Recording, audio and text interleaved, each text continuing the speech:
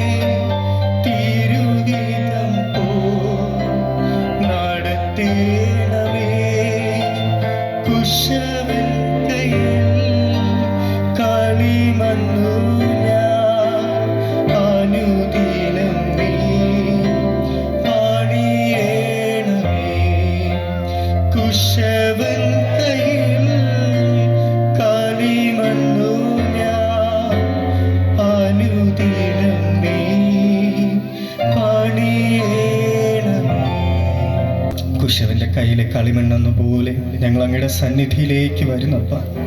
വചനമാകുന്ന അപ്പം നുറുക്കി അനുഗ്രഹിച്ച് ഞങ്ങൾക്ക് നൽകണമേ എന്ന് പ്രാർത്ഥിക്കുന്നപ്പ.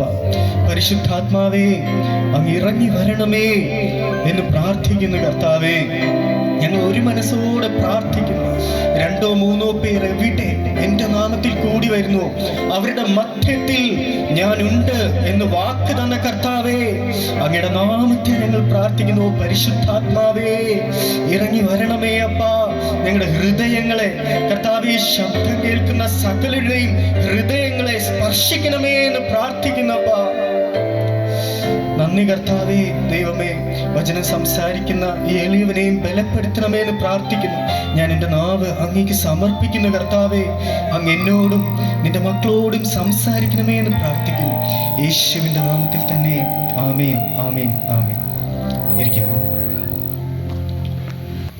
നമ്മളിത് ചിന്തിക്കുവാനായിട്ട് പോകുന്നത് നിങ്ങൾക്ക് എല്ലാവർക്കും ഒത്തിരി സുപരിചിതമായിട്ടുള്ള ഒരു ഭാഗമാണ്, അല്ലെങ്കിൽ ഒത്തിരി ലോകമെമ്പാടും എപ്പോഴും പ്രസംഗിക്കപ്പെടുന്ന ഒരു ഭാഗമാണ് കാനായിലെ കല്യാണം. അപ്പോൾ ഇന്ന് പാഠഭാഗമായിട്ട് വായിച്ചു കേട്ടു. യോഹന്നാൻ എഴുതിയ സുവിശേഷം 2-ാം അധ്യായം അതിൻ്റെ 1 മുതൽ 11 വരെയുള്ള വചനഭാഗത്തിൽ നിന്നാണ് നാം ചിന്തിക്കുന്നത്.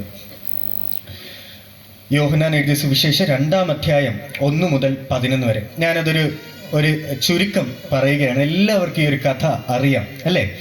കാനായിലെ കല്യാണത്തെ പറ്റി എല്ലാവർക്കും അറിയാം. അപ്പോൾ യേശു തൻ്റെ ശുശ്രൂഷയുടെ ആരംഭത്തിൽ ഗലീലയിലെ കാനായ് എന്ന് പറഞ്ഞ ഒരു സ്ഥലത്ത് ഒരു കല്യാണത്തിന് യേശുവിനെ ക്ഷണിക്കുകയാണ്.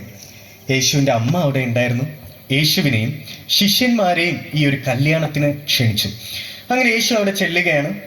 അവിടെ നമ്മുടെ ഇവിടത്തേക്ക് പോലെ വളരെ വിഭവ സമൃദ്ധമായിട്ടുള്ള സദ്യ കാര്യങ്ങളൊക്കെ നടക്കുകയാണ്. പക്ഷേ ഒരു കുറവ് അവിടെ പെട്ടെന്ന് സംഭവിക്കുകയാണ്. അവിടെ പെട്ടെന്ന് വീഞ്ഞ് പോരാതെ വരികയാണ്. ഇത്രയും വന്നിരിക്കുന്ന ജനത്തിന് വീഞ്ഞ് അവർക്ക് അത്രയും മതിയായ രീതിയിൽ അവിടെ ഇല്ലാതെ വരികയാണ്. ഈ ഒരു കുറവ് അവിടെ യേശുവിൻ്റെ അമ്മ തിരിച്ചറിയുകയും യേശുവിൻ്റെ അമ്മ അത് യേശുവിനോട് പറയുകയും യേശു തുടർന്ന് പച്ചവെള്ളത്തെ വീഞ്ഞാക്കി മാറ്റുകയും ആ വീഞ്ഞ് അവിടുത്തെ വിരുന്നുവാഴി രുചിച്ചു നോക്കിയപ്പോൾ പഴയതിലും നേരത്തെ കൊടുത്തിരുന്നതിലും വളരെ രുചികരമായിട്ടുള്ള ഒരു വീഞ്ഞായിട്ട് അദ്ദേഹം അനുഭവിക്കുകയും ചെയ്യുന്ന ഒരു സന്ദർഭം. ഇതാണ് എന്തെന്ന് പറയുന്നത് കാനായിലെ കല്യാണത്തിലെ ഒരു ചുരുക്കം. ഇവിടെ നിന്നാണ് നമ്മൾ ചില കാര്യങ്ങൾ ചിന്തിക്കുന്നത്. ഒന്നാമതായിട്ട് നാം ചിന്തിക്കുന്നത് യോഹന്നാൻ എഴുതിയ സുവിശേഷം 2-ാം അധ്യായത്തിന്റെ 2-ാമത്തെ വചനമാണ്. യേശുവിനെയും ശിഷ്യന്മാരെയും കല്യാണത്തിന് ക്ഷണിച്ചിരുന്നു. യേശുവിനെയും ശിഷ്യന്മാരെയും കല്യാണത്തിന് ക്ഷണിച്ചിരുന്നു. ഇവിടെ നിന്ന് എന്താ നമുക്ക് ചിന്തിക്കാൻ പറ്റുന്നല്ലേ?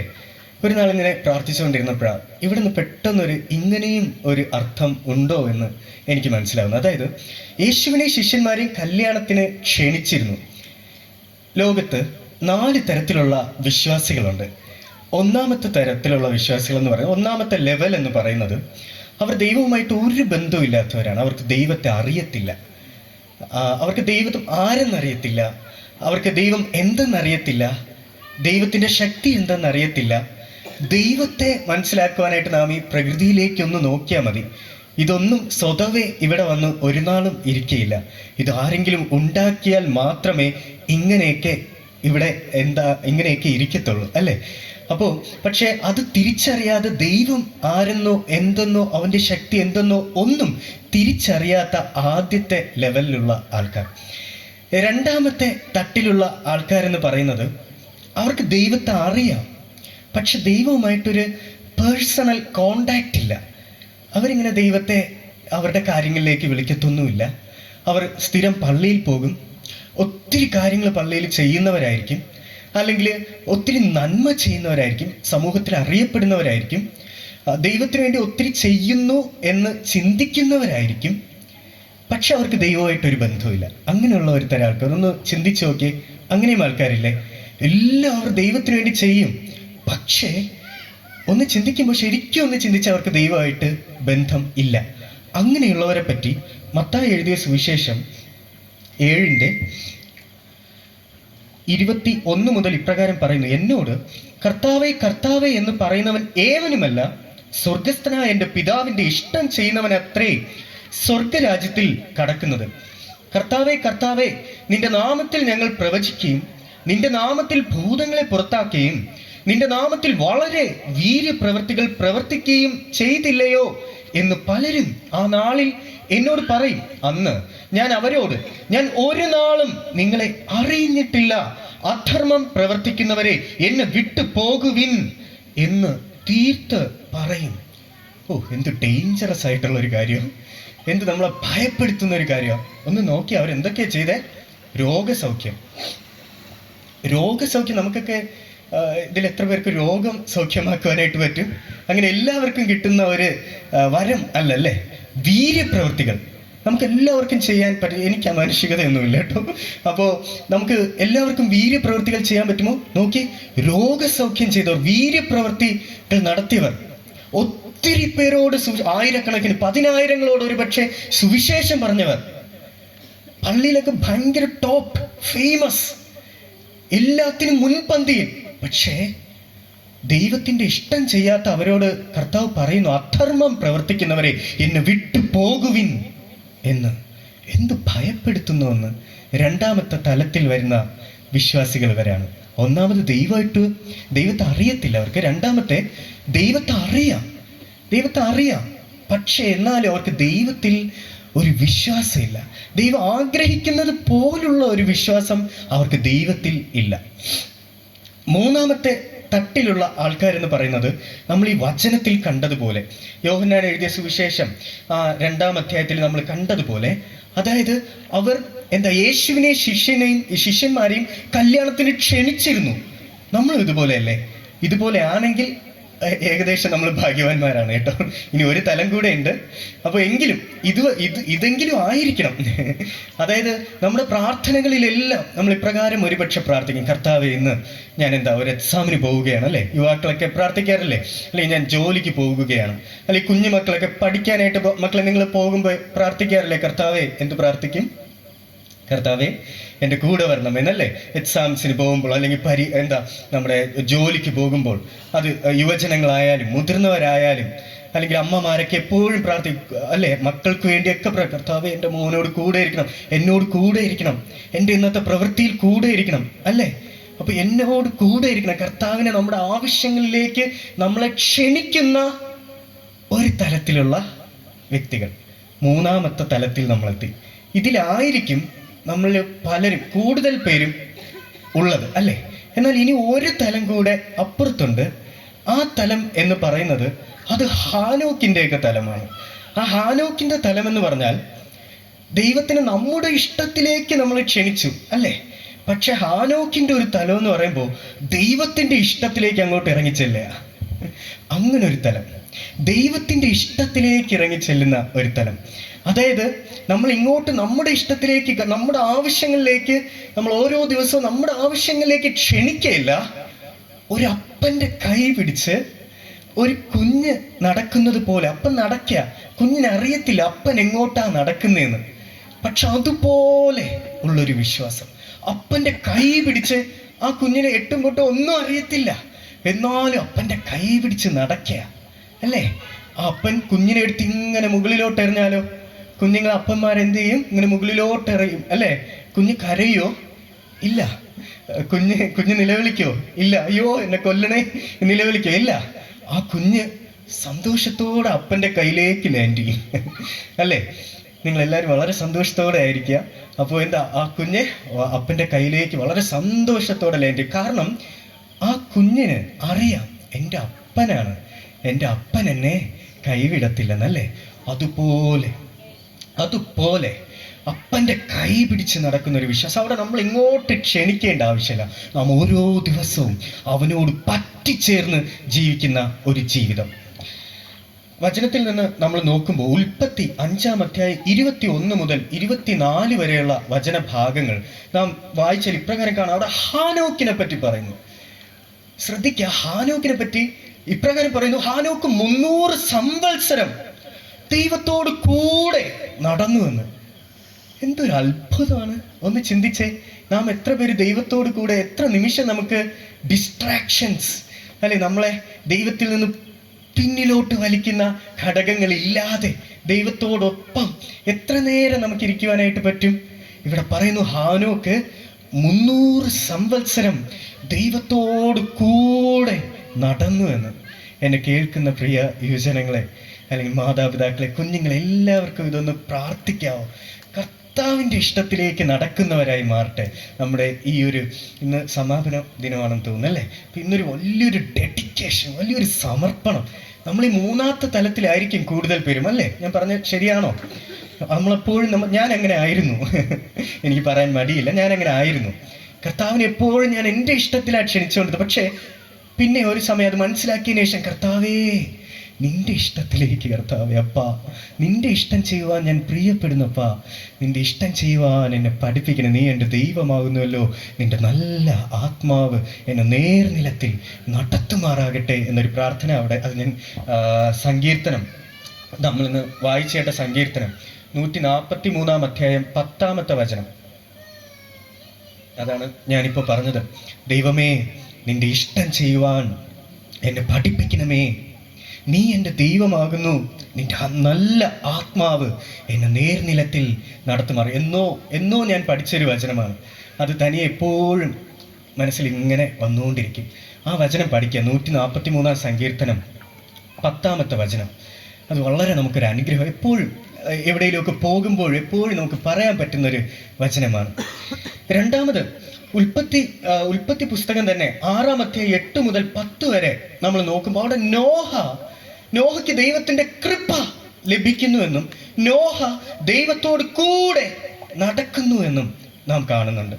മൂന്നാമത് നമ്മൾ ഉൽപ്പത്തി തന്നെ 18:16 നോക്കുമ്പോൾ അബ്രഹാം ദൈവത്തിന്റെ സ്നേഹിതൻ എന്ന് നമ്മൾ കാണുകയാണ്. എന്തൊരു ഭാഗ്യമാണ് ദൈവത്തിന്റെ സ്നേഹിതൻ. നിങ്ങൾക്കൊന്നും തോന്നുന്നില്ല? ദൈവത്തിന്റെ സ്നേഹിതൻ.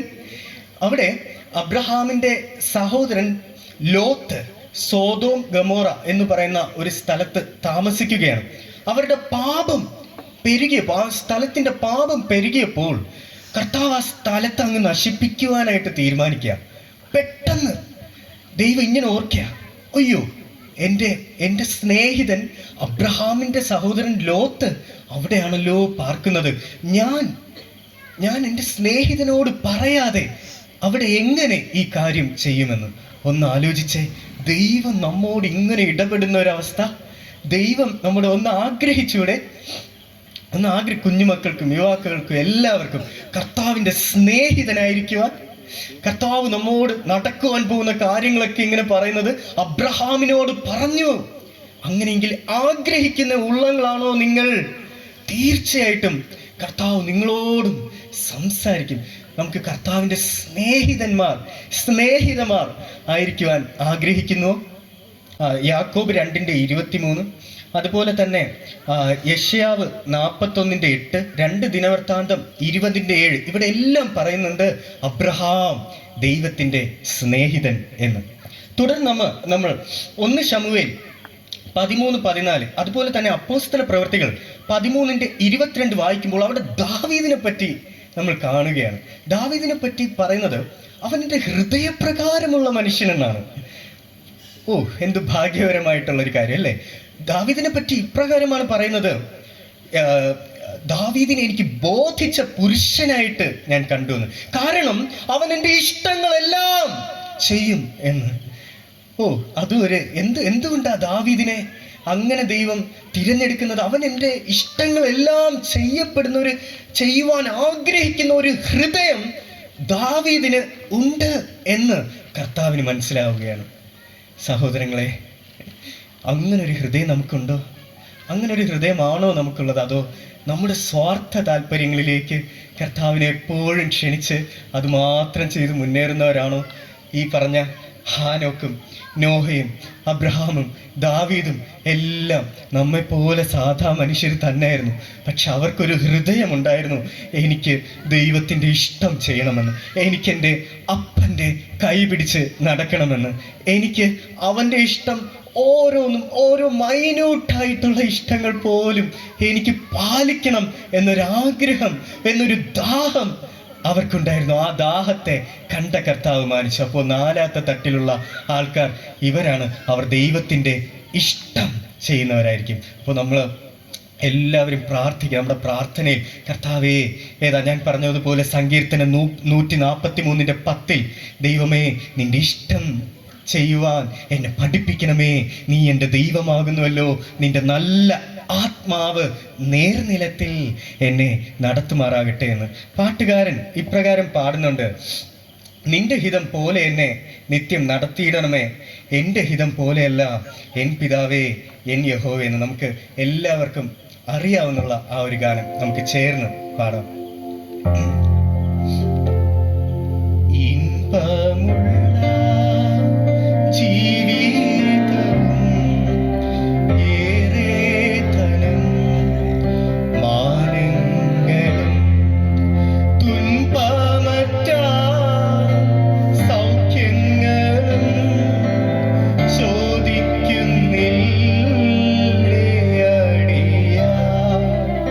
നിന്റെ ഹിതം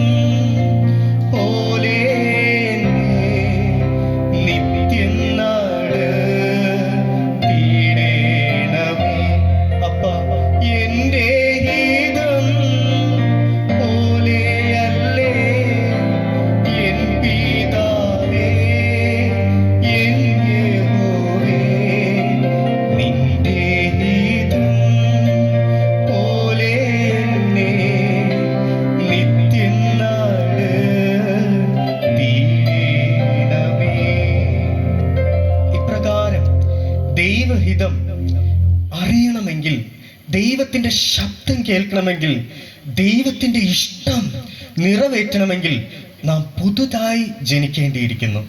യോഹന്നാൻ എഴുതിയ സുവിശേഷം അതിൻ്റെ 3-ാം അധ്യായം 1 മുതൽ 5 വരെ വായിക്കുമ്പോൾ നാം പുതിയ ജനനത്തെപ്പറ്റി കാണുന്നു. ഈ പുതിയ ജനനത്തെപ്പറ്റി നാം അവസാനം പഠിക്കും.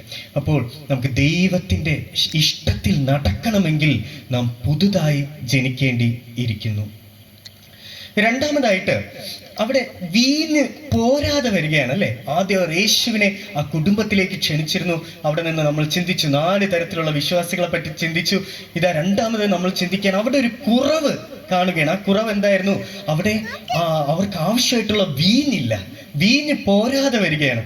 ഒന്ന് ആലോചിച്ചേ, 1000 പേർക്ക് നമ്മൾ വിരുന്നൊരുക്കുമ്പോൾ നമുക്ക് കണക്ക് തെറ്റിപ്പോകുമോ? ഇല്ല, ഒരു നാളും തെറ്റിപ്പോവുകയില്ല അല്ലേ.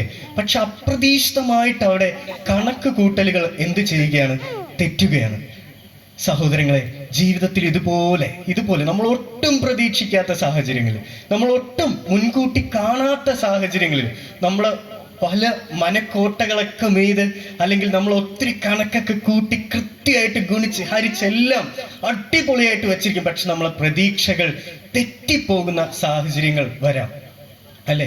ഒത്തിരി കുറവുകൾ, കഷ്ടങ്ങൾ, രോഗങ്ങൾ, ബുദ്ധിമുട്ടുകൾ, പ്രയാസങ്ങൾ, പ്രശ്നങ്ങൾ, പ്രതികൂലങ്ങൾ, പ്രതിസന്ധികൾ, നാം ആരും പ്രതീക്ഷിക്കാതെ ഒരു അല പോലെ, കടല് പോലെ ചില സമയങ്ങൾ നമ്മുടെ ജീവിതത്തെ ഞെരുക്കുന്നത് നമുക്ക് കാണുവാനായിട്ട്, അനുഭവിക്കാനായിട്ട് സാധിക്കുമല്ലോ. എന്തുകൊണ്ടാണ് നമ്മുടെ കണക്ക് കൂട്ടലുകൾ ഇതുപോലെ തെറ്റുന്നത്?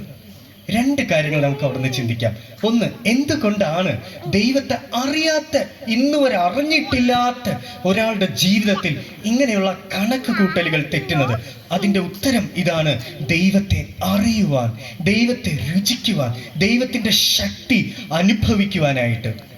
നിങ്ങൾക്ക് എല്ലാവർക്കും സാധു സുന്ദർ സിംഗ് എന്ന വ്യക്തിയുടെ കഥ ഒരുപക്ഷെ അറിയാമായിരിക്കും, കേട്ടിട്ടുണ്ടായിരിക്കും.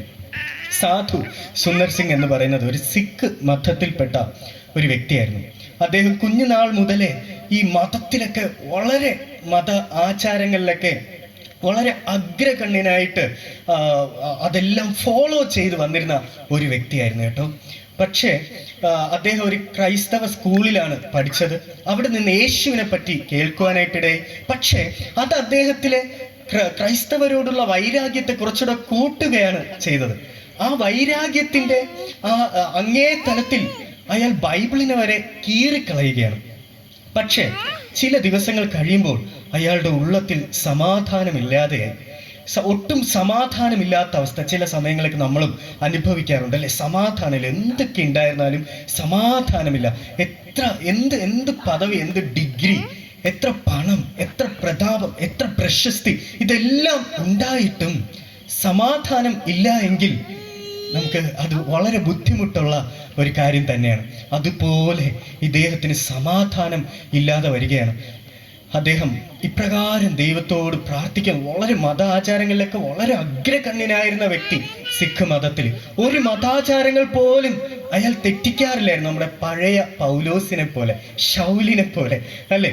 അങ്ങനെ ഇരിക്കെ ഒരു നാൾ അദ്ദേഹം ദൈവത്തോട് ഇപ്രകാരം പ്രാർത്ഥിക്കും: ദൈവമേ, ഈ രാത്രി എനിക്ക് നിന്നെ കാണണം, നീ ആരാണെന്ന് എനിക്ക് നിന്നെ കാണണം, നീ ആരാന്ന് എനിക്ക് കാണണം, ഞാൻ നിന്നെ കാണുന്നില്ല എങ്കിൽ ഞാൻ മരിച്ചു കളയുമെന്ന് അദ്ദേഹം പ്രാർത്ഥിക്കുകയാണ്.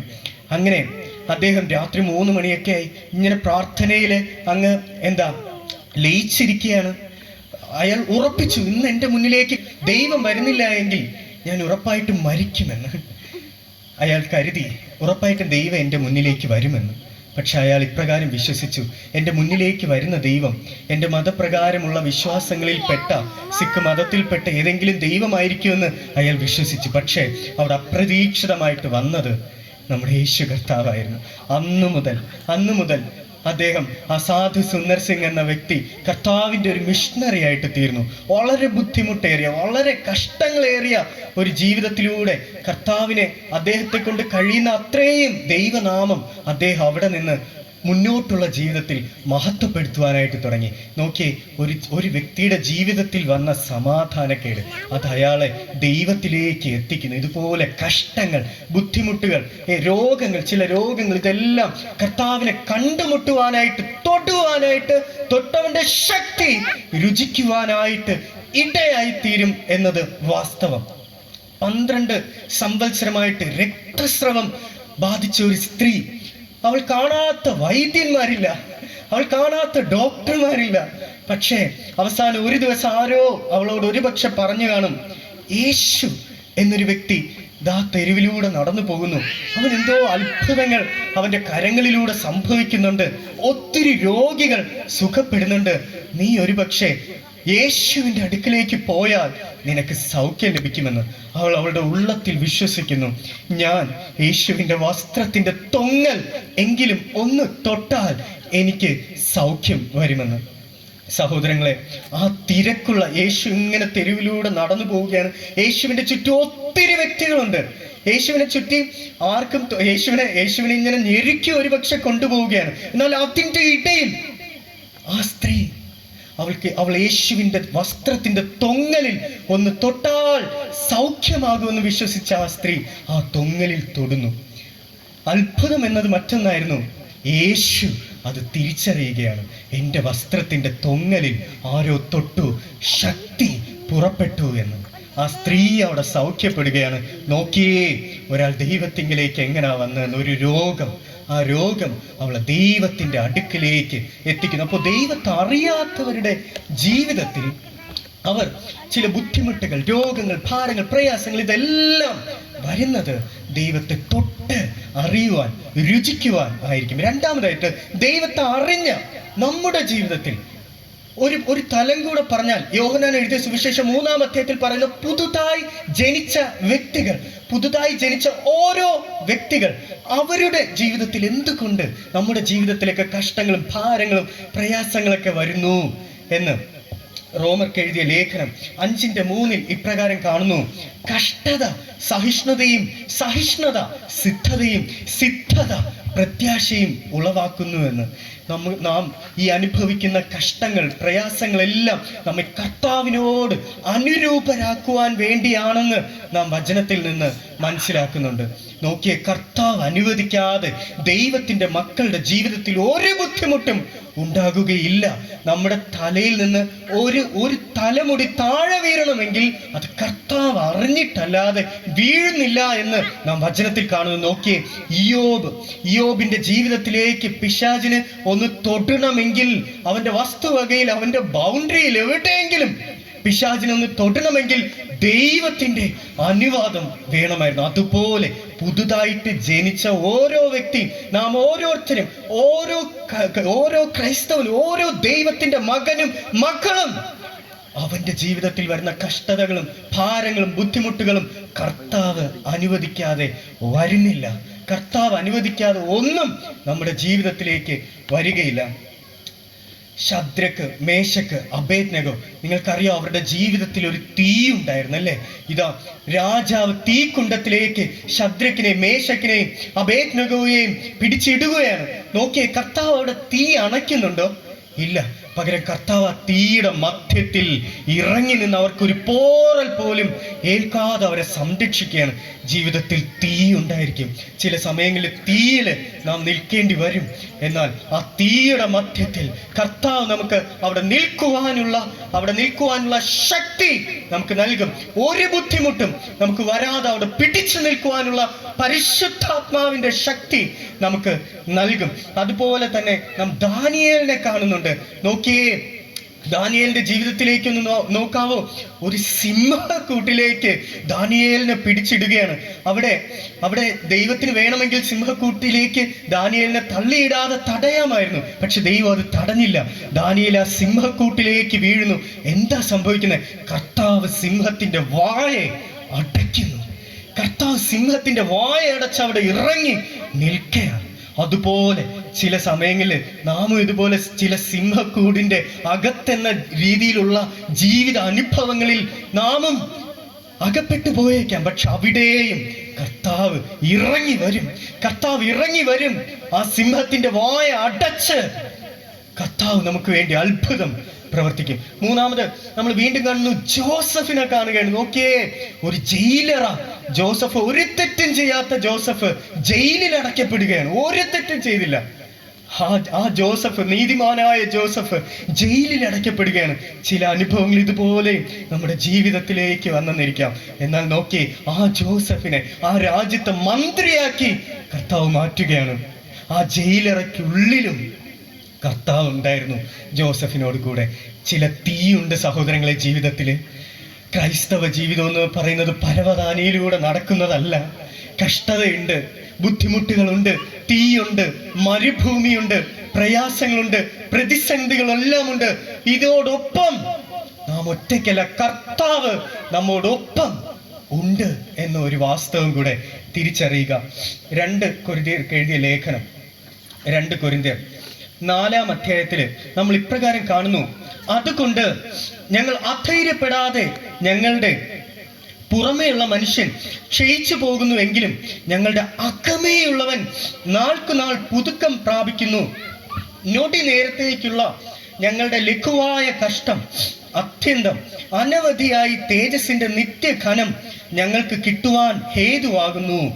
ഒന്നുകൂടെ, അതുകൊണ്ട് ഞങ്ങൾ അധൈര്യപ്പെടാതെ ഞങ്ങളുടെ പുറമേയുള്ള മനുഷ്യൻ ക്ഷയിച്ചു പോകുന്നു എങ്കിലും ഞങ്ങളുടെ അകമേയുള്ളവൻ നാൾക്കുനാൾ പുതുക്കം പ്രാപിക്കുന്നു. ഞൊടി നേരത്തേക്കുള്ള ഞങ്ങളുടെ ലഘുവായ കഷ്ടം അത്യന്തം അനവധിയായി തേജസ്സിന്റെ നിത്യഘനം ഞങ്ങൾക്ക് കിട്ടുവാൻ ഹേതുവാകുന്നു. സഹോദരങ്ങളെ, പുതുതായി ജനിച്ച ഓരോ വ്യക്തിയും അവരുടെ ജീവിതത്തിൽ കഷ്ടങ്ങൾ വരുമ്പോൾ നമ്മുടെ പ്രത്യാശ ഇതാണ്. 1, ഈ കഷ്ടങ്ങൾ നമ്മുടെ ജീവിതത്തിൽ വരുന്നത് നാം യേശുവിനെ പോലെ ആയിത്തീരുവാനാണ്.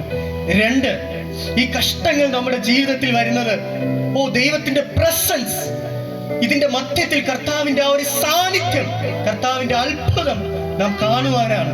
3, നമ്മുടെ അകമേയുള്ള മനുഷ്യൻ, നമ്മുടെ പുറമേയുള്ള മനുഷ്യൻ ക്ഷയിച്ചു പോയാലും ദിനംപ്രതി നമ്മുടെ പുറമേയുള്ള ഈ കാണുന്ന മനുഷ്യൻ ക്ഷയിച്ചു പോയാലും നമ്മുടെ അകമേയുള്ള ഒരു മനുഷ്യൻ ഓരോ ദിനവും ദിനം പ്രതി ബലം പ്രാപിക്കേണ്ടുന്നതാകുന്നു എന്ന് വചനത്തിൽ കാണുന്നു. അതത്രേ നമ്മുടെ പ്രത്യാശ. ഈ ലോകത്തിലുള്ള കഷ്ടങ്ങളും ബുദ്ധിമുട്ടുകളും എല്ലാം ഞൊടി നേരത്തേക്കുള്ളതെന്ന് വചനത്തിൽ കാണുന്നു. നമ്മെ കാത്തിരിക്കുന്ന ഒരു മഹത്വം എന്ന് പറയുന്നത് ആർക്കും വർണ്ണിക്കാൻ കൂടാത്ത ആർക്കും വർണ്ണിച്ച് തീരാൻ പറ്റാത്ത ഒരു മഹത്വം ഉള്ള ഒരു സ്ഥലമാണ് നമ്മെ കാത്തിരിക്കുന്നത്. ദൈവരാജ്യം എന്ന് പറയുന്നത്. യേശു നമുക്ക് സ്ഥലം ഒരുക്കുവാൻ പോയിരിക്കുന്നു. അവൻ പറയുന്നു, ഞാൻ നിങ്ങൾക്ക് സ്ഥലം ഒരുക്കി കഴിഞ്ഞാൽ ഞാൻ വീണ്ടും നിങ്ങളുടെ അടുക്കലേക്ക് വരും, നിങ്ങളെ എന്നോടൊപ്പം ചേർത്തുകൊള്ളുമെന്ന് വചനത്തിൽ നമ്മൾ കാണുന്നുണ്ട്. സഹോദരങ്ങളെ, ഞൊടി നേരത്തേക്കുള്ള ഈ കഷ്ടങ്ങൾ, ഞൊടി നേരത്തേക്കുള്ള ഒരു കഷ്ടം,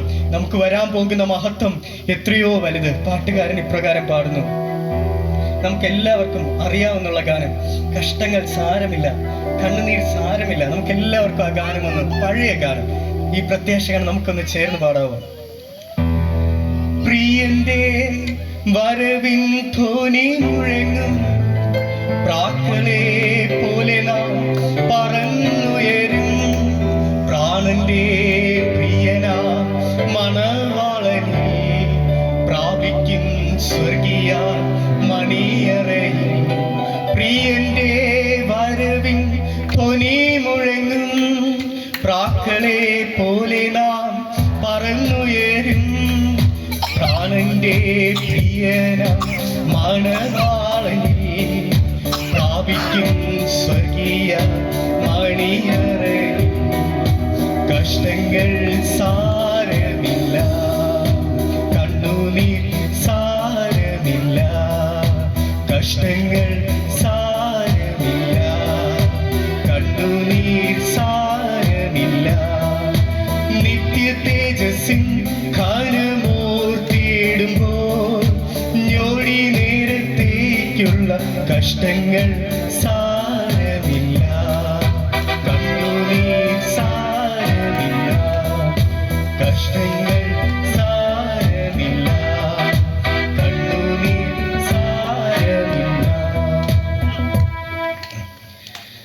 മൂന്നാമതായിട്ട് അവിടെ മറിയ ഇപ്രകാരം പറയുന്നു, കർത്താവിന്റെ അടുക്കിലേക്ക് വന്ന് പറയുക, ഇവിടെ വീഞ്ഞ് പോരാതിരിക്കുക, വീഞ്ഞ് തീർന്നു, ഏകദേശം തീർന്നുകൊണ്ടിരിക്കുക, അവർക്ക് വീഞ്ഞില്ല എന്ന് യേശുവിന്റെ അമ്മ മറിയ യേശുവിന്റെ അടുക്കിലേക്ക് വന്ന് പറയുക. ഒരു വിശ്വാസത്തില യേശുവിന് മാത്രമേ അവിടെ എന്തെങ്കിലും ചെയ്യുവാനായിട്ട് കഴിയൂ എന്നൊരു വിശ്വാസം പൂർണ്ണമായിട്ട് മറിയയ്ക്ക് ഉണ്ടായിരുന്നു. അതുകൊണ്ടത്രേ അവർ യേശുവിന്റെ അടുക്കിലേക്ക് വന്ന് പറയുക, അവർക്ക് വീഞ്ഞ് പോരാതിരിക്കുക, നീ എന്തെങ്കിലും അവർക്ക് വേണ്ടി ഒന്ന് ചെയ്തു കൊടുക്കണമെന്ന്. കർത്താവ് അവിടെ മറിയോട് പറയുന്നത് ഇപ്രകാരമാണ്, സ്ത്രീയെ, എൻ്റെ നാഴിക ഇതുവരെ വന്നിട്ടില്ല, എനിക്ക് നിനക്കും തമ്മിൽ എന്ത്, എൻ്റെ നാഴിക ഇതുവരെ വന്നിട്ടില്ല എന്ന്. സഹോദരങ്ങളെ, ദൈവത്തിന് എല്ലാത്തിനും ഒരു സമയമുണ്ട്. ദൈവത്തിൻ്റെ ഒരു സമയം ഉണ്ട്. ഇപ്പൊ ഞങ്ങള് ഡോക്ടേഴ്സിന്റെ ഇടയിലുള്ള ഒരു കഥയുണ്ട് കേട്ടോ. ഡോക്ടർ മാർക്ക്, അദ്ദേഹം ഒരു ക്യാൻസർ സ്പെഷ്യലിസ്റ്റ് ആയിരുന്നു. ഇപ്പൊ ഇദ്ദേഹം വളരെ ഫേമസ് ആയിട്ടുള്ളൊരു ക്യാൻസർ സ്പെഷ്യലിസ്റ്റാണ്. ലോകത്തെ ഏറ്റവും മാരകമായിട്ടുള്ളൊരു രോഗമാണ് ക്യാൻസർ എന്ന് പറയുന്നത്. അപ്പോൾ അതിനെ ചികിത്സിക്കുന്ന ഒരു ഡോക്ടർ എന്ന് പറഞ്ഞാൽ ഒത്തിരി പേരുടെ ജീവിതങ്ങളെ സ്പർശിച്ച ഒരു വ്യക്തിയാണ്. അപ്പോൾ മാത്രമല്ല, അദ്ദേഹത്തിന് ഒരു അവാർഡ് കൊടുക്കുവാനായിട്ട് പോവുകയാണ്. അപ്പോൾ ഈ അവാർഡ് വാങ്ങുവാനായിട്ട് അദ്ദേഹം ഒത്തിരി ദൂരം സഞ്ചരിക്കേണ്ടുന്നതായിട്ടുണ്ട്, ഫ്ലൈറ്റിൽ പോകേണ്ടുന്നതായിട്ടുണ്ട്. അപ്പോൾ അദ്ദേഹം അങ്ങനെ ഈ അവാർഡ് വാങ്ങുവാനായിട്ട് ഈ ഫ്ലൈറ്റിൽ പോകുകയാണ്. പെട്ടെന്ന് കാലാവസ്ഥാ വ്യതിയാനങ്ങളൊക്കെ ഉണ്ടായിട്ട് ഒരു സ്ഥലത്ത് ഈ ഫ്ലൈറ്റ് നിർത്തുകയാണ്, ഒരു ലാൻഡ് ചെയ്യുകയാണ്, എമർജൻസി ലാൻഡിങ് ഒരു എയർപോർട്ടിൽ സംഭവിക്കുകയാണ്. അപ്പോൾ അദ്ദേഹത്തിന് ഈ അവാർഡ് വാങ്ങണം, ഇനി ഒത്തിരി ദൂരം അവിടെ നിന്ന് സഞ്ചരിക്കാനുണ്ട്, എന്തായാലും ഫ്ലൈറ്റ് ഈ സമയത്ത് ഇല്ല. അതുകൊണ്ട് തന്നെ അദ്ദേഹം ഒരു കാര്യം തീരുമാനിച്ചു, ഒരു കാറ് റെന്റിനെടുത്തിട്ട് അവിടെ നിന്ന് യാത്ര തുടരുകയാണ്. അങ്ങനെ അദ്ദേഹം യാത്ര തുടരുന്നു. ഒത്തിരി ദൂരം സഞ്ചരിക്കേണ്ടുന്നതായിട്ടുണ്ട്. ഇങ്ങനെ പോകുമ്പോൾ വീണ്ടും കാലാവസ്ഥ ഒട്ടും അനുകൂലമല്ലാത്ത ഒരു സാഹചര്യത്തിലേക്ക്, ഒട്ടും കാറ് തന്നെ മുന്നോട്ട് പോകത്തില്ല. അത്രയും മഴയും പ്രതികൂലങ്ങളും കാറ്റും പ്രതിസന്ധികളൊക്കെ ഉണ്ടായിട്ടുണ്ടായിരിക്കും ഒരു പക്ഷെ. അദ്ദേഹം ഒരു റിമോട്ട് വില്ലേജ് എന്ന് പറയാം, അവിടെ വലിയ വീടുകളോ ഒന്നുമില്ല, അങ്ങനെ ഒരു സ്ഥലത്തേക്ക് അദ്ദേഹം പ്രവേശിച്ചു. അങ്ങനെ ഇരിക്കെ ദൂരെ ഒരു പ്രകാശം കാണുകയാണ്. അദ്ദേഹം കാറ് നിർത്തിയിട്ട് ആ പ്രകാശം കാണുന്ന ആ ഭാഗത്തേക്ക് പോയി. അവിടെ പോയപ്പോൾ അതൊരു ഭവനമായിരുന്നു. ആ ഭവനത്തിൽ അയാൾ മുട്ടി. അപ്പോൾ ഒരു സ്ത്രീ ഇറങ്ങി വന്നു. അയാൾ പറഞ്ഞു, മഴയാണ്, എനിക്ക് മുന്നോട്ട് പോകാൻ, ഞാൻ ഒരു ഡോക്ടറാണ്, എനിക്ക് മുന്നോട്ട് പോകുവാൻ പറ്റാത്തൊരവസ്ഥയാണ്, ഞാൻ കുറച്ചു നേരം ഇവിടെ ഇരുന്നോട്ടെ എന്ന് ചോദിക്കുക. അപ്പോൾ ആ സ്ത്രീ വളരെ സന്തോഷത്തോടെ കയറി ഇരുന്നോളാൻ പറയുകയാണ്. മാത്രമല്ല അദ്ദേഹത്തിന് ആതിഥ്യ മര്യാദകളെല്ലാം ചെയ്തു കൊടുക്കുകയാണ്. തുടർന്ന് ആ സ്ത്രീ തൻ്റെ പ്രാർത്ഥനാ മുറിയിലേക്ക് ചെല്ലുകയും വളരെ കണ്ണുനീരോട് പ്രാർത്ഥിക്കുന്നതുമായിട്ടൊരു അനുഭവം അവിടെ കാണുകയാണ്. അപ്പോൾ ഈ ഡോക്ടർ ആ സ്ത്രീയോട് കുറച്ച് കഴിഞ്ഞ് ചോദിച്ചു, എന്താ നിങ്ങൾ ഇത്രയും കരഞ്ഞ് ആരോടാ പ്രാർത്ഥിക്കുന്നത്, എന്താ ഇത്രയും പ്രാർത്ഥിക്കുന്നതെന്ന് ചോദിച്ചു. അപ്പോൾ ഉടനെ ആ സ്ത്രീ ഇങ്ങനെ മറുപടി പറഞ്ഞു, എൻ്റെ മകന് ക്യാൻസറാണ്. ഒത്തിരി ഡോക്ടേഴ്സിനെ കാണിച്ചു, ഞങ്ങളുടെ നാട്ടിലുള്ള ഒത്തിരി ഡോക്ടേഴ്സിനെ കാണിച്ചു. പക്ഷെ അവരെല്ലാം പറയുന്നത് ഇതിനുള്ള ആ ഒരു മെഡിസിൻസ് ഒന്നും ഇവിടെ ഇല്ല, ലഭ്യമല്ല. നിങ്ങൾ ഉറപ്പായിട്ടും ഡോക്ടർ മാർക്ക് എന്ന് പറയുന്ന ഒരു വ്യക്തിയെ കാണണം. അയാൾ പക്ഷെ വളരെ വിദൂരെയാണ്, നിങ്ങൾ ആ സ്ഥലം വരെ സഞ്ചരിക്കണം. അതുപോലെ അദ്ദേഹത്തിന്റെ ഫീസ് കാര്യങ്ങളൊക്കെ ഉണ്ട്. അപ്പോൾ പക്ഷേ ഈ ഒരു സ്ത്രീ ഇത്രയും ദൂരം സഞ്ചരിക്കണമെന്നും ഈ ഡോക്ടറിനെ കാണണം, അതിനുള്ള സാമ്പത്തികം ഒന്നുമില്ലാത്തത് കൊണ്ട് താൻ ദൈവത്തോട് പ്രാർത്ഥനയിലായിരുന്നു. നോക്കിയേ, ആരെ മുന്നിലിരിക്കുന്നത്? Doctor mark. നിങ്ങൾക്ക് സന്തോഷമില്ലേ? Doctor mark. ഇതുപോലത്തെ ചില ഡോക്ടർമാർക്കുമാരൊക്കെ നമ്മുടെ ജീവിതങ്ങളിലേക്ക് വരും അല്ലെ? ഡോക്ടർ മാർക്കിനെ പോലത്തെ പല ആൾക്കാർ വളരെ അപ്രതീക്ഷിതമായിട്ടല്ലേ. നോക്കി, ആ സ്ത്രീ എത്രയോ ദൂരം സഞ്ചരിച്ച് അല്ലെ ആ ഡോക്ടറെ കാണാൻ അങ്ങോട്ട് പോകേണ്ടുന്നതായിരുന്നു. ദൈവത്തിൽ വിശ്വാസമില്ലാതിരുന്ന ആ ഡോക്ടർ അന്ന് ദൈവത്തിന് മഹത്വം കൊടുത്തു. ദൈവം വലിയവൻ, ഗോഡ് ഈസ് ഗ്രേറ്റ് എന്ന് അവിടെ ഇരുന്ന് പറയുകയുണ്ടായി. അദ്ദേഹത്തിന് മനസ്സിലായി, ദൈവം വലിയവൻ, ദൈവം അത്രേ. Emergency landing. നോക്കിയേ, ഇന്നേവരെ ഇല്ലാത്ത കാലാവസ്ഥ പ്രശ്നങ്ങൾ, ഒരു റിമോട്ട് വില്ലേജിൽ താൻ ഒറ്റയ്ക്ക് അകപ്പെട്ട് ഒരു ഭവനത്തിൽ ഇരിക്കുന്നു. തന്നെ കാത്തിരുന്ന ഒരു പേഷ്യന്റിന്റെ മുന്നിൽ ദൈവം എത്രയോ വലിയവൻ. എത്രയോ നാളായിട്ട് ആ സ്ത്രീ പ്രാർത്ഥിക്കുന്നു. എല്ലാത്തിനും ഒരു സമയമുണ്ട്. ആ സമയമാകുമ്പോൾ കർത്താവ് നമ്മുടെ ജീവിതങ്ങളിൽ അത്ഭുതം പ്രവർത്തിക്കും. കർത്താവ് നമ്മുടെ ജീവിതങ്ങളിൽ അത്ഭുതം പ്രവർത്തിക്കുക തന്നെ ചെയ്യും. വചനത്തിൽ നമ്മൾ കാണുന്നു, യെശയ്യാവ് 40:31 ഇപ്രകാരം കാണുന്നു, യഹോവയെ കാത്തിരിക്കുന്നവർ ശക്തിയെ പുതുക്കും എന്ന്. യഹോവയെ കാത്തിരിക്കുന്നവർ ശക്തിയെ പുതുക്കുമെന്ന്. അവർ കഴുകന്മാരെ പോലെ ചിറകടിച്ച് പറന്നുയരുമെന്ന് നാം വായിക്കുന്നുണ്ട്. ഓ, യഹോവയെ കാത്തിരിക്കുന്നവർ ശക്തിയെ പുതുക്കും. എന്നാൽ ദൈവത്തെ സ്നേഹിക്കുന്നവർക്ക്, നിർണയപ്രകാരം വിളിക്കപ്പെട്ടവർക്ക് സകലവും നന്മയ്ക്കായി കൂടി വ്യാപിക്കും.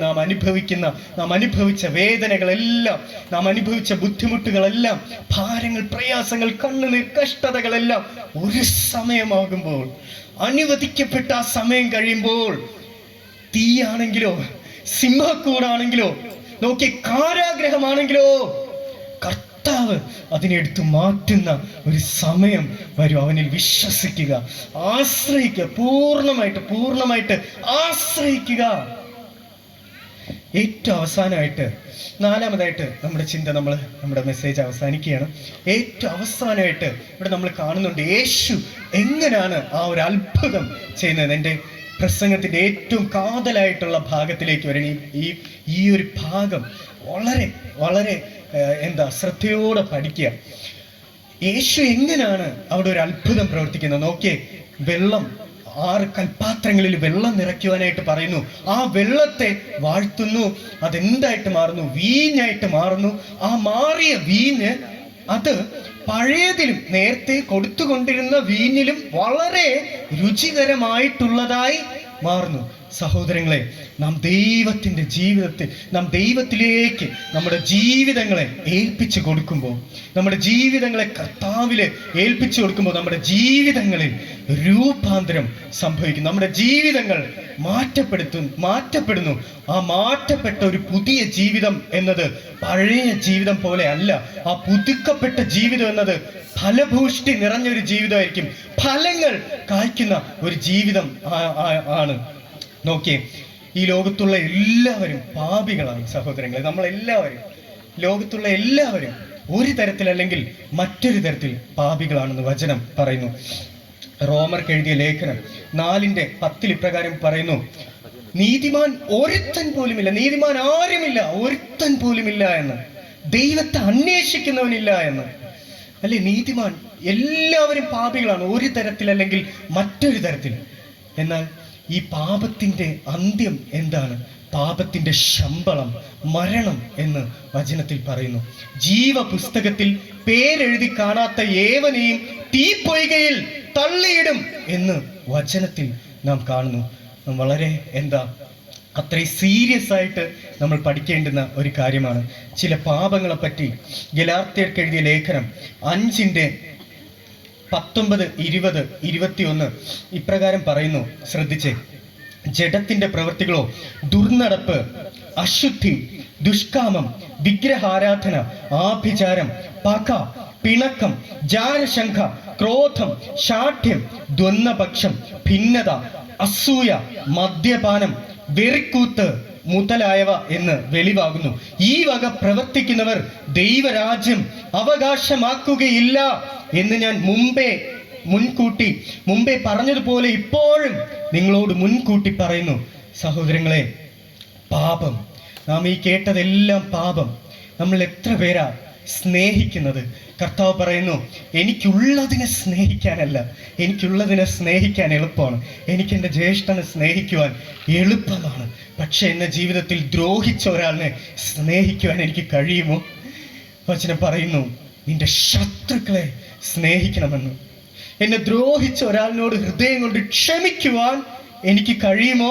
എന്നാൽ വചനം പറയുന്നു, നീ ഒരു യാഗപീഠത്തിന്റെ മുന്നിൽ നിൽക്കുമ്പോൾ, നീ യാഗപീഠത്തിന് മുന്നിലേക്ക് വരുന്നതിന് മുൻപേ നിന്റെ പ്രതിയോഗിയോട് എന്തെങ്കിലും ഉണ്ടെങ്കിൽ അത് പോയി തീർത്തിട്ട് വരുവാനാ പറയുന്നത്. നിന്റെ സഹോദരനോട് 70 വട്ടം ക്ഷമിക്കുവാനാ പറയുന്നത്.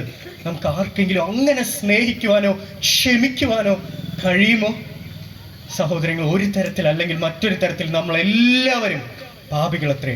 ആ പാപത്തിന്റെ ശമ്പളം മരണം എന്ന് വചനത്തിൽ പറയുന്നു, നിത്യമരണം. നോക്കിയേ, ലാസറും ധനവാനും നരക കുഴിയിൽ നിന്ന് നിലവിളിക്കുക, ദൈവമേ, ഒരു നുള്ളു വെള്ളം ആ ഒരു വിരൽ തുമ്പ് കൊണ്ട് ഒരിറ്റു വെള്ളം എൻ്റെ നാവിൽ ഒന്ന് വെച്ച് തരാമോ? അത്രയ്ക്ക് കാഠിന്യമേറിയതത്രേ നരകം. മാത്രമല്ല അവിടെ കിടന്ന് ധനവാൻ അതിന് കഴിയത്തില്ലെന്ന് ധനവാൻ അറിയുമ്പോൾ ധനവാൻ ഇപ്രകാരം നിലവിളിക്കുകയാണ്, കർത്താവേ, എനിക്ക് ഒരിറ്റ് വെള്ളം തന്നില്ലെങ്കിലും കുഴപ്പമില്ല, എൻ്റെ സഹോദരങ്ങളോടെങ്കിലും ഇതൊന്ന് പറയാവോ, ഈ നരകത്തിന്റെ കാഠിന്യം ഇത്രയും ആണെന്ന്. അതേ ഒരു അനുഭവത്തിലും നാം ഓരോരുത്തരും കിടക്കേണ്ടിയിരുന്നു. പാപത്തിന്റെ ശമ്പളം മരണം. അല്ലയോ യുവാക്കളെ, യുവതികളെ, എന്നെ ഈ വചനം കേൾക്കുന്ന എല്ലാ സഹോദരങ്ങളെ, കുഞ്ഞുമക്കളെ, പ്രായമുള്ളവരെ എല്ലാവരും, പാപത്തിന്റെ ശമ്പളം മരണം. കർത്താവ് ആ പാപത്തിന്റെ ശമ്പളത്തെ തൻ്റെ ശരീരത്തിൽ ഏറ്റെടുക്കുകയാണ്. വിശ്വസിക്കുന്ന ഏവനും നിത്യജീവനുണ്ട്. വിശ്വസിക്കുന്ന ഏവനും നിത്യജീവനുണ്ട്. യോഹന്നാൻ എഴുതിയ സുവിശേഷത്തിൽ 3-ാം അധ്യായത്തിൽ ഇപ്രകാരം പറയുന്നു, പുതുതായി ജനിക്കുന്നില്ല എങ്കിൽ നിങ്ങൾ ദൈവരാജ്യത്തിൽ കടക്കത്തില്ല എന്ന്. നിങ്ങൾ വെള്ളത്താലും ആത്മാവിനാലും ജനിക്കുന്നില്ല എങ്കിൽ ദൈവരാജ്യത്തിൽ പ്രവേശിക്കത്തില്ല എന്ന് യേശു അത് പറഞ്ഞത്. അങ്ങനെയെങ്കിൽ പുതുതായ ജനനം നമ്മിൽ സംഭവിക്കുന്നില്ല എങ്കിൽ നാം നരകത്തിന് യോഗ്യരായിത്തീരും. നാം ദൈവരാജ്യത്തിൽ പ്രവേശിക്കത്തില്ല. എന്താണ് ഈ പുതിയ ജനനം എന്ന് പറയുന്നത്? കർത്താവേ, പാപമല്ലാതെ ഒന്നും എന്നിൽ നിന്ന് പുറപ്പെടുന്നില്ല എന്ന് മനസ്സിലാക്കുമ്പോൾ, പാപമല്ലാതെ ഒരു നന്മയും, ദൈവരാജ്യത്തിൽ പ്രവേശിക്കാൻ തക്കതായ ഒരു നന്മയും എന്നിൽ നിന്ന് പുറപ്പെടുന്നില്ല എന്ന് മനസ്സിലാക്കുമ്പോൾ നിലവിളിയോടെ, യേശുവേ, നിന്റെ ആ യാഗമരണം അതെനിക്കും കൂടെ ആയിരുന്നു. എൻ്റെ സകല പാപങ്ങളെയും നീ ആ ക്രൂശിൽ ഏറ്റെടുത്തു. നിന്റെ നീതിയുടെ വസ്ത്രം എന്നെ അണിയിച്ചു എന്ന് നാം വിശ്വസിക്കുന്നത്, എന്നത് രുചിച്ചറിയുന്നതാണ് പുതിയ ജനനം എന്ന് പറയുന്നത്. വെള്ളത്താലും ആത്മാവിനാലും ജനിക്കണമെന്ന് പറയുന്നത്. എന്താണ് വെള്ളത്താലുള്ള ജനനം? നാം ഇത് വിശ്വസിക്കുമ്പോൾ കർത്താവ് നമ്മെ കഴുകി ശുദ്ധീകരിക്കുന്ന ഒരനുഭവം. രണ്ടാമത്, എന്താണ് ആത്മാവിനാലുള്ള ജനനം? സഹോദരങ്ങളെ, നമ്മുടെ ഉള്ളത്തിലേക്ക് പരിശുദ്ധാത്മാവ് ഇറങ്ങി വരുന്നതായിട്ടുള്ള ഒരനുഭവം. നിങ്ങൾ എത്ര പേർക്ക് ആ ഒരു അനുഭവം ഉണ്ടായിട്ടുണ്ട്? നമ്മുടെ ഉള്ളത്തിലേക്ക് പരിശുദ്ധാത്മാവ് ഇറങ്ങി വന്ന് നമുക്കൊരു പുതിയ ജീവൻ തരുന്ന ഒരനുഭവം. മൂന്നാമത്, പുതുതായിട്ടുള്ള ഒരു ജനനം നമ്മിൽ സംഭവിക്കുമ്പോൾ നമ്മിൽ ഒരു വിശ്വാസം വരുന്നു. ഞാൻ മരിച്ചു, ഇപ്പോൾ ജീവിക്കുന്നത് ഞാനല്ല, എന്നിൽ ജീവിക്കുന്നത് ക്രിസ്തു അത്രേ എന്ന വിശ്വാസം. 3 കാര്യങ്ങൾ. ഒന്നാമതായിട്ട് ഒരു കഴുകൽ നമ്മിൽ സംഭവിക്കുന്നു. രണ്ടാമതായിട്ട് ആത്മാവ്, പരിശുദ്ധാത്മാവ് നമ്മിലേക്ക് ഇറങ്ങി വരുന്നു. മൂന്നാമതായിട്ട് ഒരു വിശ്വാസം നമ്മിലുണ്ടാകുന്നു. ഞാൻ മരിച്ചു, ഇനി ജീവിക്കുന്നത് ഞാനല്ല, ക്രിസ്തു അത്രേ എന്നിൽ ജീവിക്കുന്നത്. ഈ വിശ്വാസത്താൽ നമുക്ക് പാപങ്ങളെ ജയിക്കുവാൻ കഴിയും. ഇങ്ങനെ പുതുതായി ജനിക്കപ്പെട്ട ഒരു വ്യക്തി, നാം തീരുമാനിക്കുമ്പോഴല്ല നാം പുതുതായി ജനിക്കുന്നത്. ഒരു കുഞ്ഞ് തീരുമാനിക്കുമ്പോഴല്ല ആ കുഞ്ഞ് ലോകത്തിലേക്ക് വന്നത്. ആ കുഞ്ഞിൻ്റെ അപ്പനും അമ്മയും തീരുമാനിക്കുമ്പോഴാണ് ആ കുഞ്ഞ് ലോകത്തിലേക്ക് വന്നത്. അതുപോലെ തന്നെ ദൈവം തീരുമാനിക്കുമ്പോഴാണ് നാം പുതുതായി ജനിക്കുന്നത്. അപ്പോൾ നമ്മുടെ ദൗത്യം എന്ന് പറയുന്നത് കർത്താവിനോട് നിലവിളിക്കുക എന്നതാണ്. ആ പുതിയ ജനനം എന്നിൽ സംഭവിക്കണമേ അപ്പാ എന്ന ഒരു നിലവിളി. അങ്ങനെയെങ്കിൽ നാം ദൈവരാജ്യത്തിന് അവകാശിയായി തീരും. അങ്ങനെ പുതുതായി ജനിച്ച ഒരു വ്യക്തി, ഈ വെള്ളം വീഞ്ഞായി മാറ്റപ്പെട്ടു. ആ വീഞ്ഞ് പഴയതിലും രുചികരമായിരുന്നു എന്ന് പറയുന്നത് പോലെ ഒരനുഭവം. ആത്മാവിന്റെ ഫലങ്ങൾ: സ്നേഹം, സന്തോഷ, സമാധാനം, ദീർഘക്ഷമ, ദയ, പരോപകാരം, വിശ്വസ്തത, സൗമ്യത, ഇന്ദ്രിയജയം. ഈ ഫലങ്ങൾ നമ്മിൽ നിന്ന് പുറപ്പെടുന്ന ഒരനുഭവത്തിലേക്ക് നാം വരും. സഹോദരങ്ങളെ, നമുക്കൊന്ന് സ്വയം ശോധന ചെയ്യാവൂ. ഈ ഒരു അനുഭവം നമ്മുടെ ജീവിതത്തിലെയും വേണ്ടേ? ഒരു വെള്ളം വീഞ്ഞായതുപോലെ കർത്താവ് നമ്മളെ രൂപാന്തരപ്പെടുത്തും. പുതിയ ജനനം അവൻ നമ്മുടെ ഉള്ളത്തിൽ തരും. പഴയ മനുഷ്യൻ മരിക്കുന്ന ഒരു അനുഭവം, എന്നിലെ പുതിയ മനുഷ്യൻ ഒരു പുതിയ മനുഷ്യൻ രൂപപ്പെടുന്ന ഒരു അനുഭവം. അവസാനമായിട്ട് ഞാൻ എൻ്റെ ഒരു ടെസ്റ്റ് മണി കൂടെ പറഞ്ഞിട്ട് ഈ വചന സന്ദേശം അവസാനിപ്പിക്കാമെന്ന് കരുതുന്നു. അപ്പോൾ നിങ്ങൾ കേട്ടതുപോലെ ഞാൻ ഡോക്ടറാണ്. അപ്പോൾ ഞാൻ നാട്ടിൽ ഒത്തിരി വർഷങ്ങൾ ട്രൈ ചെയ്തു ഇവിടെ പഠിക്കാനായിട്ട് MBBS. പക്ഷേ എനിക്കതിന് ചില ഒരു 2-3 വർഷങ്ങളോളം ട്രൈ ചെയ്തു. അപ്പോൾ ഇവിടെ കിട്ടുവാനുള്ള മാർക്ക് ചില സമയത്തുണ്ടായിരുന്നു. പക്ഷെ എന്തുകൊണ്ട് എനിക്ക് അഡ്മിഷൻ എടുക്കാൻ പറ്റുന്നില്ല? അഡ്മിഷൻ എടുക്കാനുള്ള ഒരു അത് ടൈമൊക്കെ ആയപ്പോൾ സീറ്റ് കട്ട് ചെയ്യുന്നു, അങ്ങനെ ഒത്തിരി പ്രോബ്ലംസ് ഉണ്ടായിരുന്നു. അങ്ങനെ ജീവിതം ആകെ ഒരു തകർന്ന ഒരവസ്ഥയിലൂടെ പോകുന്ന ഒരു സമയം. ഒത്തിരി ഡിപ്രഷൻ, വിഷമങ്ങൾ, പാപങ്ങൾ, അങ്ങനെ ഒത്തിരി കാര്യങ്ങളാൽ ഇങ്ങനെ മുന്നോട്ട് പോകുന്നൊരു സമയം. ഞാൻ എൻ്റെ ജീവിതം തന്നെ ദൈവത്തിന് ഡെഡിക്കേറ്റ് ചെയ്തു. ഞാൻ രാത്രി 3 മണിക്കൊക്കെ എഴുന്നേറ്റിരുന്ന് പ്രാർത്ഥിക്കാൻ തുടങ്ങി. പ്രാർത്ഥിക്കുന്നത്, പരിശുദ്ധാത്മാവേ, ഞാൻ ആദ്യമായിട്ട് പരിശുദ്ധാത്മാവിൻ്റെ അടുത്ത് പ്രാർത്ഥിക്കും. പരിശുദ്ധാത്മാവേ, എൻ്റെ ജീവിതത്തിലേക്ക് ഇറങ്ങി വരണമേ, നിൻ്റെ ഹിതം പോലെ എന്നെ പണിയണമേ എന്ന് പ്രാർത്ഥിക്കാനായിട്ട് തുടങ്ങി. രാത്രി 3 മണിക്കൊക്കെ എഴുന്നേറ്റിരുന്നു കുറേ നേരം. അതിനുശേഷം എൻ്റെ ജീവിതത്തിൽ തന്നെ എന്തൊക്കെയോ മാറ്റങ്ങൾ കണ്ടു തുടങ്ങി. എന്നെ ബന്ധിച്ചിരുന്ന പാപബന്ധനങ്ങൾ മാറുവാനായിട്ട് തുടങ്ങി.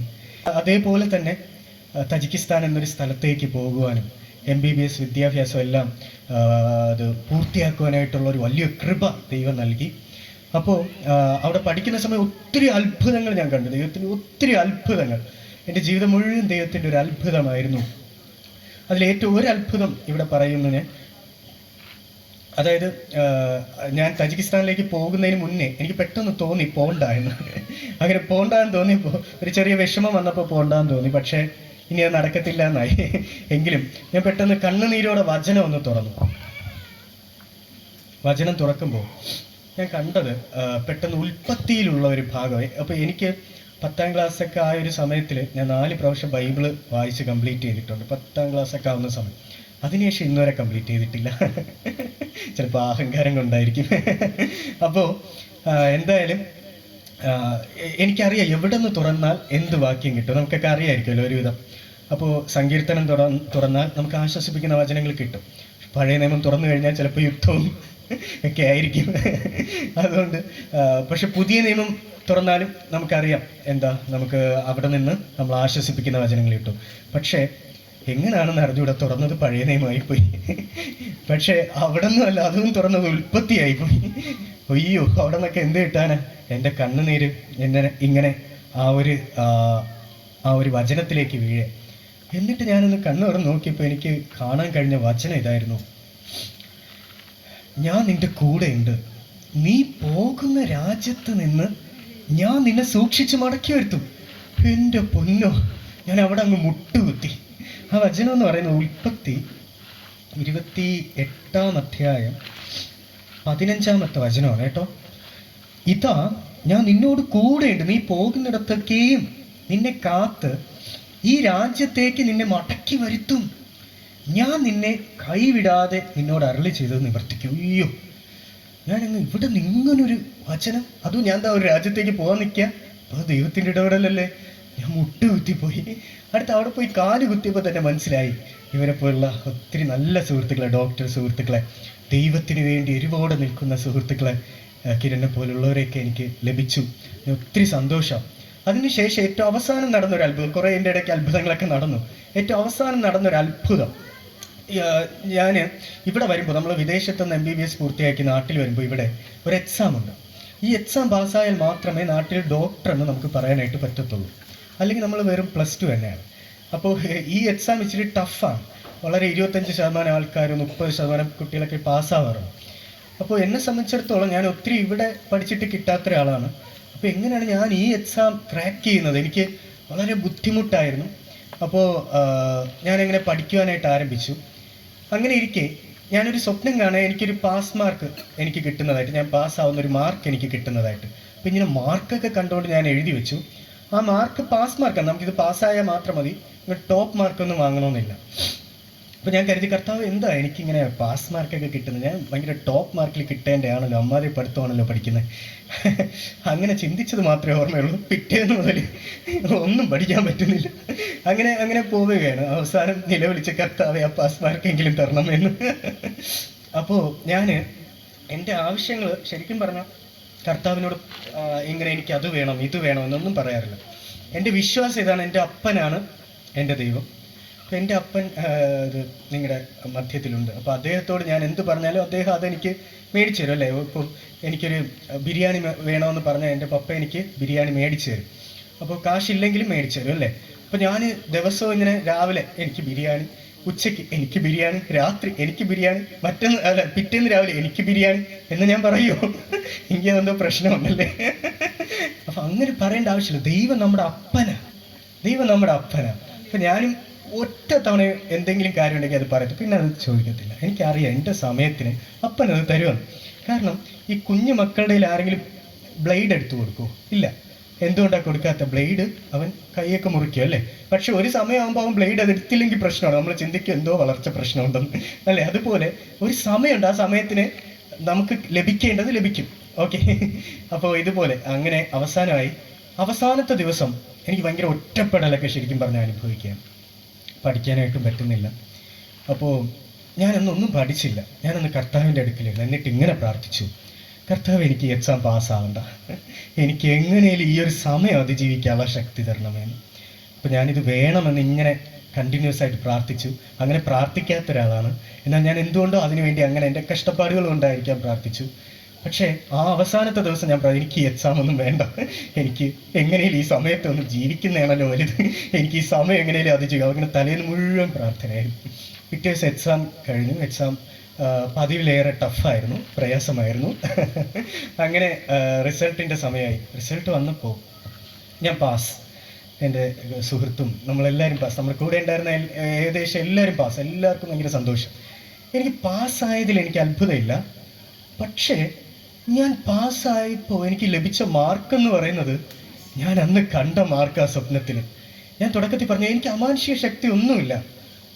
നമുക്ക് ലഭിക്കാൻ പോകുന്ന മാർക്ക് എങ്ങനെ നമ്മൾ കാണുന്നത്? ദൈവത്തിൻ്റെ കൃപ മാത്രം. പക്ഷെ ഞാൻ ഒന്ന് പ്രാർത്ഥിച്ചിരുന്നു. ആ വചനം ഉണ്ടല്ലോ, ഞാൻ നിന്റെ കൂടെ ഉണ്ട്, നീ പോകുന്നിടത്തൊക്കെ നിന്നെ കാത്ത് ഈ രാജ്യത്ത് നിന്നെ സൂക്ഷിച്ച് മടക്കി വരുത്തുന്നത്. അപ്പം ഞാൻ ദൈവമേ, അപമാനപ്പെടാതെ നിൽക്കണമെങ്കിൽ ഈ എക്സാം പാസ്സായേ പറ്റൂ. നീ പറഞ്ഞ വാഗ്ദത്തം കംപ്ലീറ്റ് ആവണമെങ്കിൽ ഞാൻ ഈ എക്സാം പാസ്സായേ പറ്റത്തുള്ളൂ. ഭയങ്കര ഒരു മിറക്കിളായിരുന്നു. ആ മാർക്ക് കണ്ടു, ആ മാർക്ക് ലഭിച്ചു. ദൈവത്തിൻ്റെ വലിയൊരു അത്ഭുതം. ഈ ദൈവത്തെ തന്നെയാണ് നമ്മൾ ഓരോരുത്തരും വിളിക്കുന്നത്. ആ ദൈവം ജീവിക്കുന്ന ദൈവ സഹോദരങ്ങളെ. പക്ഷെ ഇതിലേറെ എനിക്ക് സന്തോഷം, എൻ്റെ ജീവിതം രൂപാന്തരപ്പെട്ടു. പുതിയ ജനനം എന്നത് എന്നെ സംഭവിച്ചപ്പോൾ എനിക്ക് ക്ഷമിക്കാൻ പറ്റുന്നുണ്ട്, സ്നേഹിക്കാൻ പറ്റുന്നുണ്ട്, പൊറുക്കാൻ പറ്റുന്നുണ്ട്.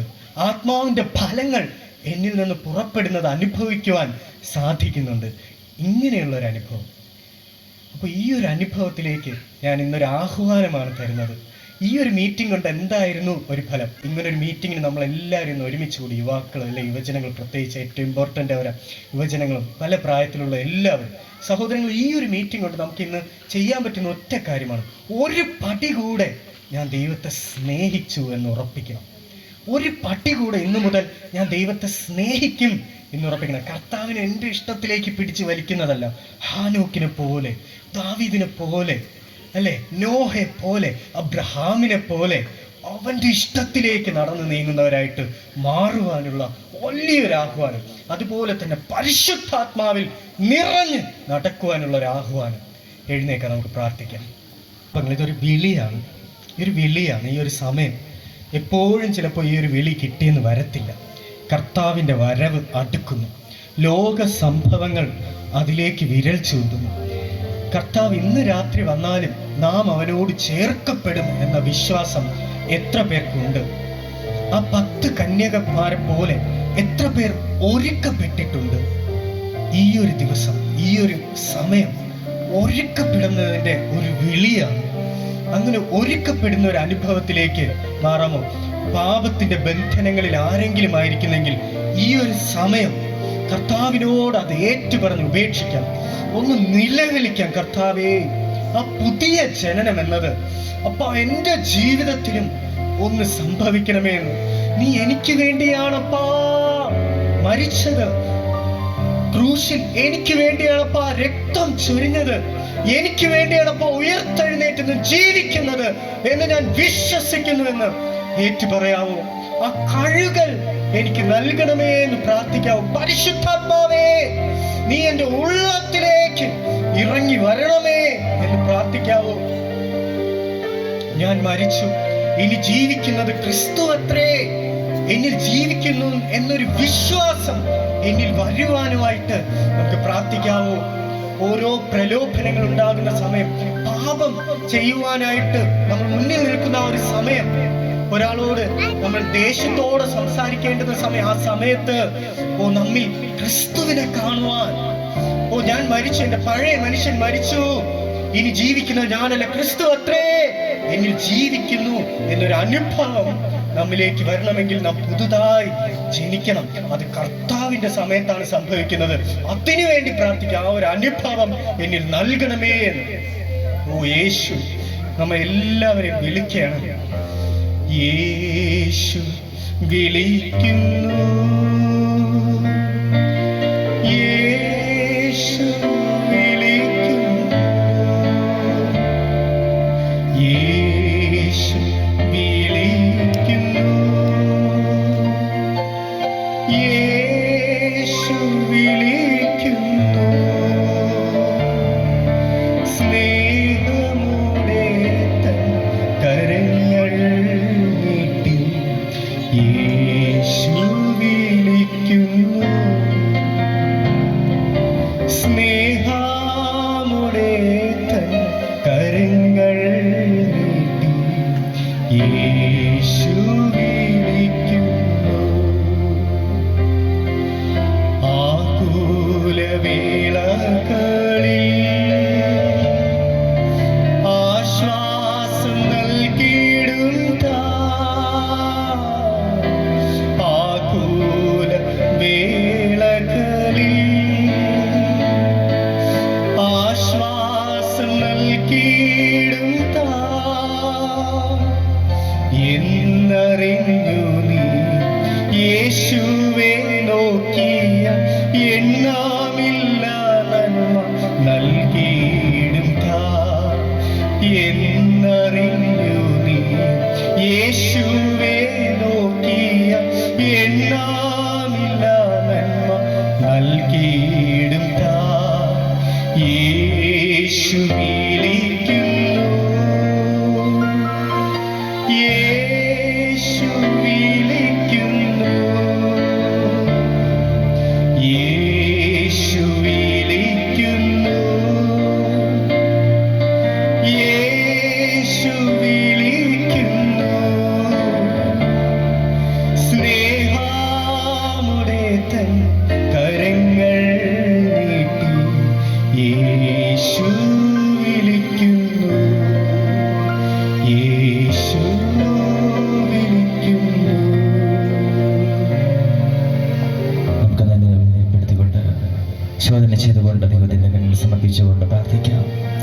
ഞങ്ങളെ സ്നേഹിച്ചു ഭരിച്ചു വഴി നടത്തുന്ന നാഥ മഹാപരിശുദ്ധനെ, അങ്ങേ തന്നെ സമർപ്പിച്ചുകൊണ്ട് രൂപാന്തരപ്പെടുത്തിക്കൊണ്ട്, ഞാൻ മരിച്ചുകൊണ്ട്, ഞാൻ താഴ്മപ്പെട്ടുകൊണ്ട്, വിനയപ്പെടുത്തിക്കൊണ്ട്, എന്നിൽ അഹന്തത മാറ്റി താഴ്മയോട് വിനയത്തോടും ജീവിപ്പാൻ അങ്ങ് നൽകിയ വചനത്തിനായി സ്തോത്രം നാഥ. ദൈവമേ, അങ്ങ് ഞങ്ങൾ ക്ഷണിച്ചു, വിളിച്ചു, വേദരിച്ച് നല്ല മകനായി മകളായി ഈ ഭൂമിയിൽ മാനസാന്തരത്തിന് യോഗ്യമായി ഫലം കായ്പാൻ നീ നിലനിർത്തിയിരിക്കുന്നു കർത്താവേ. കായ്ച്ചത് അപ്പാ കാട്ടുമുന്തിരിയല്ല, കായ്ക്കുന്നത് മധുരമേറിയ ഫലം കായ്പാൻ നമ്മളെ ശക്തരാക്കി തീർക്കണമേ എന്ന് പ്രാർത്ഥിക്കുന്നു. ഈ ആരാധനയിലൂടെ നമ്മുടെ പ്രാർത്ഥനകളും യാചനകളും നീ കേട്ടതിനായി സ്തോത്രം. ദൈവം ഒരുക്കിയ എല്ലാ അനുഗ്രഹങ്ങൾക്കായി നൽകിയിരിക്കുന്ന നന്മകൾക്കായി നന്ദി അപ്പാ. പ്രാർത്ഥിച്ച് പ്രിയ മക്കളെ അയക്കുന്നു കർത്താവേ. തിരുവചനം നൽകിയ മകനെയും കീബോർഡ് വായിച്ച മകനെയും ദൈവകരങ്ങൾ അർപ്പിച്ച് പ്രാർത്ഥിക്കുന്നു അപ്പാ. ദൈവം അനുഗ്രഹിച്ച് വഴി നടത്തണമേ. അവർക്ക് നൽകിയിരിക്കുന്ന സമയം ദൈവനാമത്തിന് വേണ്ടി വഹിക്കുമ്പോൾ കർത്താവേ, അളവില്ലാത്ത ദാനങ്ങൾ നൽകുമാറാക്കണമേ എന്ന് അപേക്ഷിക്കുന്നു നാഥ. കീബോർഡ് വായിച്ച മകനെ ബലപ്പെടുത്തണമേ. നമ്മുടെ കൊയറങ്ങൾക്കായി സ്തോത്രം. നമ്മുടെ എല്ലാ സംഘടനകൾക്കായി നന്ദി അർപ്പിക്കുന്ന കർത്താവേ, സഭയോടൊപ്പം ചേർന്ന് നിന്നുകൊണ്ട് നാഥ, സഭയ്ക്ക് വേണ്ടി പ്രവർത്തിക്കുമ്പോൾ, സമൂഹത്തിന് വേണ്ടി കൈതാങ്ങുമ്പോൾ, അനേക കുടുംബങ്ങൾക്ക് വേണ്ടി പ്രയത്നിക്കുമ്പോൾ, പ്രാർത്ഥിക്കുമ്പോൾ അങ്ങ് പ്രവർത്തിക്കുന്ന ദൈവമാണല്ലോ. നന്ദി അപ്പാ. ചർച്ച കമ്മിറ്റിക്ക് വേണ്ടിയും സ്തോത്രം. കർത്താവെ, അനുഗ്രഹിച്ചയക്കണേ കർത്താവേ. അപ്പൊ ഈ കുടുംബത്തിനെ മുറ്റ ദൈവകരങ്ങളിൽ സമർപ്പിക്കുന്ന പ്രിയപ്പെട്ട പിതാവിനായി മാതാവിനായി ആധാരമായി നൽകിയിരിക്കുന്ന 2 കുഞ്ഞുമക്കൾക്കായി സ്തോത്രം കർത്താവേ. ഈ പ്രാർത്ഥന പ്രിയമക്കളുടെ ജീവിതത്തിൽ അനുഗ്രഹമായി ഭവിച്ചു നികൾപ്പാൻ സാക്ഷ്യത്തിലൂടെ അങ്ങ് സഹായിക്കുമാറാക്കണമേ എന്ന് പ്രാർത്ഥിക്കുന്നു. ഈ ഭവനത്തിൽ കർത്താവേ, ഭവന പ്രിയമക്കൾ ആഗ്രഹിക്കുന്ന ഒരു വലിയൊരു മനോഹരമായിട്ട് ഭവനത്തിന് വേണ്ടി ദൈവം പണിയണേ കർത്താവേ. കർത്താവേ. ദൈവം അനുഗ്രഹങ്ങളെ സൃഷ്ടിക്കുമാറാക്കണമേ എന്ന് പ്രാർത്ഥിക്കുന്നത്. ദൈവത്തിന്റെ സാന്നിധ്യം കൂടെ ഇരുന്ന കൃപകൾക്കായി നന്ദി. ദൈവം രാത്രികാലം നല്ല സുഖമായ നിദ്ര പ്രദാനം ചെയ്യണമെന്നത് അടിയൻ കർത്താവെ അങ്ങേക്ക് ഇഷ്ടമാണെങ്കിൽ നാളെ രാവിലെ പ്രാർത്ഥനയോട് എഴുന്നേൽക്കുവാനും ദൈവയ്ക്ക് നിണങ്ങുന്ന നല്ല ആയുധമായി ലോകത്തിലേക്ക് കടന്നു ചെല്ലുവാനും അടിയങ്ങൾ ഒരുക്കുമാറാക്കുന്ന കൃപകൾക്കായി സ്തോത്രം. അപ്പാ ദൈവത്തിന്റെ സാന്നിധ്യം കൂടെ ഇരുന്ന കൃപകൾക്കായി നന്ദി. അനുഗ്രഹിച്ച വഴികൾക്കായി നന്ദി അപ്പാ. ഇനി വഴി നടത്തമേ എന്ന് പ്രാർത്ഥിക്കുന്നത് നന്ദി നന്ദി അപ്പാ. എല്ലാം അപ്പന്റെ കരങ്ങളിൽ സമർപ്പിക്കുന്നു. എല്ലാം അപ്പന്റെ കരങ്ങളിൽ സമർപ്പിക്കുമ്പോൾ പ്രാർത്ഥന കൃപയോട് കേട്ട് ഉത്തരമുള്ള നല്ല നാഥനെ. ആമേൻ ആമേൻ.